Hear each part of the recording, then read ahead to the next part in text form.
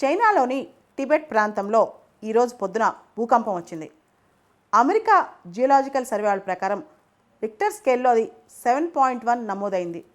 China official కథనం ప్రకారం అది 6.8 రిక్టర్ స్కేల్లో.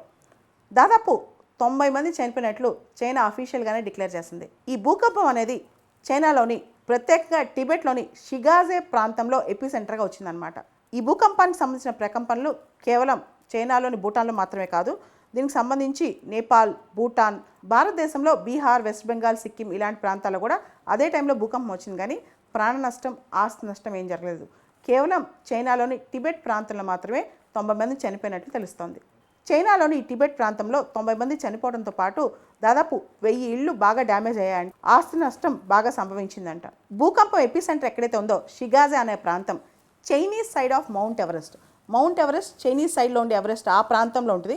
అంటే మౌంట్ ఎవరెస్ట్కి చాలా దగ్గరగా వచ్చింది ఈ భూకంపం. అసలు ఈ ప్రాంతంలో భూకంపం ఎందుకు వచ్చింది? హిమాలయన్ ప్రాంతం అనేది సెస్మిక్గా చాలా యాక్టివ్గా ఉంటుంది అనమాట. ముఖ్యంగా ఇక్కడ యురేషియన్ ప్లేట్ ఒకటి, ఇండియన్ ప్లేట్ ఒకటి ఉంటాయి. ఈ రెండు క్లాష్ అవడం వల్ల ఇలాంటి భూకంపాలు సంభవిస్తాయి. సైంటిస్టులు చెప్పిన కథనం ప్రకారం Indian plate every year 5 centimetres towards north move అవుతుందంట. దీనివల్ల Himalayas 2 millimetre per year rise అవుతున్నాయంట. ఎప్పుడైతే టెక్టానిక్ ప్లేట్స్ క్లాష్ అవుతాయో ఒక స్ట్రెస్ ఫామ్ అవుద్ది.